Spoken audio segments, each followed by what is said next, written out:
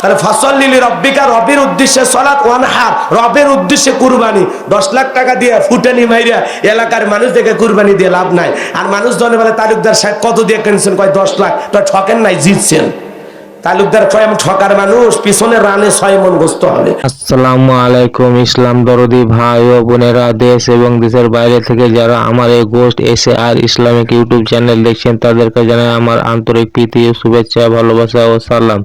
তো আজকে যে হুজুরকে নিয়ে এসেছি সে হুজুর হচ্ছে গোলাম রাব্বানী হুজুর। গোলাম রাব্বানী হুজুর সত্যি এমন একজন হুজুর যা যুক্তিবাদী এবং সমাজের যে সমস্ত কর্মকলাপগুলো ঘটে তা বাস্তবের, তা আমাদের মিল খেয়ে যায়। সেই সমস্ত সামাজিক যে জিনিসগুলো বেশি নোংরা, মানে আমাদের সমাজকে যে জিনিসগুলো বেশি প্রচারিত এবং আমাদের সমাজকে যে সমস্ত জিনিস আমাদের সমাজকে মানে কলুষিত করছে বা আমাদের সমাজকে ধ্বংসের দিকে নিয়ে যাচ্ছে যে সমস্ত জিনিস, সেই সমস্ত জিনিসগুলোকে কিন্তু গোলাম রাব্বানী হুজুর তুলে ধরেন এবং তিনার বক্তব্য এত সুন্দর, মানে যা বলা যায় না। তো চলুন আমরা গোলাম রাব্বানী হুজুরের মুখ থেকে তার সুন্দর বয়ান শুনবো এবং সেই বয়ানকে আমরা আমল করার চেষ্টা করব ইনশাআল্লাহ। গোলাম রাব্বানী হুজুর সত্যি এমন একজন হুজুর যে হুজুর সমাজের সামাজিক যে দিকগুলো রয়েছে, যে বাস্তববাদী, যুক্তিবাদী, এমন একজন হুজুর সত্যি যার বয়ান শুনলে হৃদয় জুড়ে যায়। তো চলুন আমরা শুনে নেব গোলাম রাব্বানী হুজুরের মুখ থেকে বিশেষ কিছু বয়ান। তো আর দেরি করবো না, চলো বন্ধুরা শুনে নাও গোলাম রাব্বানী হুজুরের মুখ থেকে তার কিছু বয়ান। এমনি যত ভয় লাগে সমাজের অবস্থা দেখে, কথা কোন ঠিক কিনা? এজন্য বাজান, জাকাত ভিত্তিক অর্থনীতি চালু না হওয়া পর্যন্ত, জাকাত মন্ত্রণালয় চালু না করা পর্যন্ত বিশ্বাস করেন কোনো দুর্ভিক্ষের মোকাবেলা করতে পারবেন না, এই দারিদ্র মুক্ত বাংলাদেশেও করতে পারবেন না। ওটা খালি ব্যানারে ঝুলে থাকবে। এ কথা কর না আপনারা কি? আমাদের স্বপ্ন দারিদ্র মুক্ত বাংলাদেশ করব। ওই স্বপ্নের জায়গা থাকবে আর সাইনবোর্ডের জায়গা থাকবে, কাজ হবে না। যদি সত্যি সত্যি দারিদ্র মুক্ত বাংলাদেশ করতে চান, এটা যদি আপনাদের মনের চাওয়া হয়, প্রাণের চাওয়া হয়, আলেম ওলামাদেরকে নিয়ে একটা জাকাত মন্ত্রণালয় চালু করেন আর প্রত্যেক বছর এদেশের ধনীদের কাছ থেকে সঠিকভাবে জাকাতের টাকাগুলো আদায় করেন আর সঠিক ব্যক্তিদের মাধ্যমে এই জাকাতের টাকাগুলো যারা পাবে, যাদের অধিকার, এদেশের বঞ্চিত অসহায় গরিব মানুষদের কাছে পৌঁছায় দেন। 10 বছর পরে জাকাত খাওয়ার জন্য বাংলাদেশে 1 পিস মানুষ পাওয়া যাবে না। ওই আগের জামানার গল্প শোনেন নাই? জাকাতের টাকা বস্তায় নিয়ে ঘুরতেছে, মানুষ পাইছে না। ওই অবস্থা আমার দেশেও চালু হবে, কিন্তু লাগবে কার বিধান?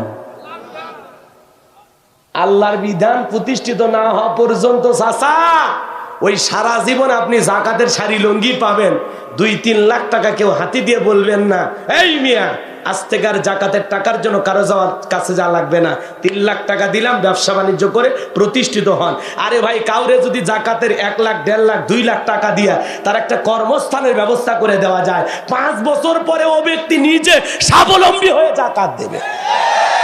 আজকে আলেমদের খালি কথা মানুষ খালি শোনে, বাস্তবে কেউ মানে না। এই মুরলের মানুষ, আমি আপনাদেরকেই যদি বলে যাই, এই মুরলে যদি মনে করেন 20 জন ধনী থাকে, জাকাত ফরজ হয়, আপনারা 20 জন এক জায়গায় একটা জাকাতের টিম গঠন করেন, আসেন 20 জন এক টেবিলে আসেন, আসেন আসেন, কথা মনে বুঝলেন না?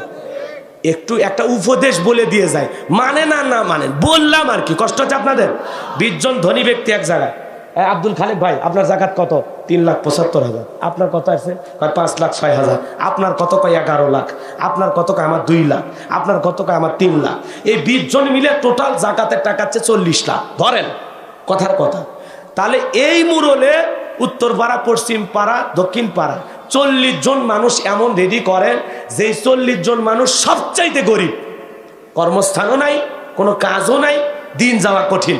এমন 40 জন মানুষ এই বছরে যাচাই বাছাই করে তাদেরকে 1 লাখ করে টাকা দেন আর বললেন বাবা এ টাকা দিলাম, অটো ভ্যান কিনবি না রিক্সা কিনবি, কিনে ভাগ্যের পরিবর্তন কর, তোকে যেন আমি জাকাতের জন্য আর কারো দুয়ারে লাইন না দেওয়া দেখি, কথা কোন ঠিক কিনা? লাগলে আমরা আবার পাশে দাঁড়াবো। এইভাবে যদি আমরা মানুষের পাশে দাঁড়াই, ছেলেপেলে যারা আছে বেকার, কাজ নাই কর্ম নাই, রিক্সা ভ্যান অটো কিনে দিয়া যদি আমরা পাশে দাঁড়াই, কি মনে হয় আপনাদের? একটা ছেলে বেকার বসে আছে, মুরল বাজারে যদি ওরা চায়ের দোকানের ব্যবস্থা করি অথবা একটা ফল ফুটের দোকানের ব্যবস্থা করে দেয়, ছোট্ট একটা কাজের ব্যবস্থা করে দেয় জাকাতের অর্থ দিয়া, আপনার ফরজ ইবাদত পালন হলো, একটা লোকের কর্মস্থানের ব্যবস্থা হলো। এই বছর 40 জন গরিব কি হলো? গরিব মুক্ত মনে করেন মুরুল হয়ে গেল। পরের বছর আবার 40 জন।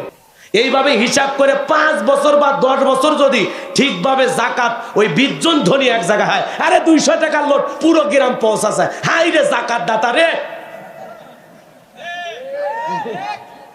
200 টাকা করে নোট দিয়ে পুরো গ্রাম পৌঁছাচ্ছে।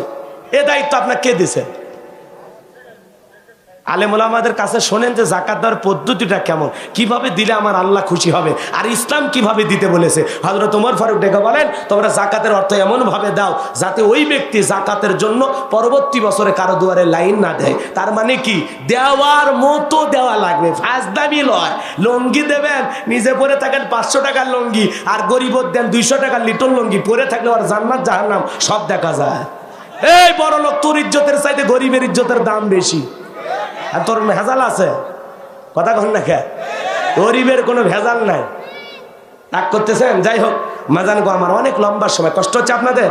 তাহলে দুর্ভিক্ষের মোকাবেলা করতে পারবো তখন, এই মাথা আল্লাহর কাছে নত করব যখন। আর জাকাত ভিত্তিক অর্থনীতি চালু করে, জাকাত মন্ত্রণালয় চালু করে সঠিকভাবে যখন আমরা সঠিক জায়গায় হাত না দিলে, আরে ভাই পা চুলকেতেছে, আপনি যদি মাথায় মলম দেন কাজ হবে? চুলকানি যে জায়গায় মলম ওই জায়গায় লাগালেন। আলেমদেরকে নিয়ে বসেন না এক জায়গায়, যে কিভাবে 2023 সাল মোকাবেলা করা যায়, কিভাবে কি করা যায়, আপনারা উপায় বের করেন। আলেমদের কাছে বসবেন, আরো আলেমদেরকে কথা কর না কে, ইশারায় বোঝেন, আর বেশি বলার দরকার নেই। আল্লাহ বোঝার তৌফিক দান করুন, জোরে কোনা আমিন। তাহলে ফাসাল্লি লিরাব্বিকা, রবের উদ্দেশ্যে সালাত, ওয়ানহার, রবের উদ্দেশ্যে কুরবানি। 10 লাখ টাকা দিয়ে ফুটানি মাইরা এলাকার মানুষ দেখে কুরবানি দিয়ে লাভ নাই। আর মানুষ ধরে বলে তালুকদার সাহেব কত দিয়ে কিনছেন, কয় 10 লাখ। তো ঠকেন নাই, জিতছেন। তালুকদার কয় আমি ঠকার মানুষ, পিছনে রানে 6 মণ গোস্ত হবে।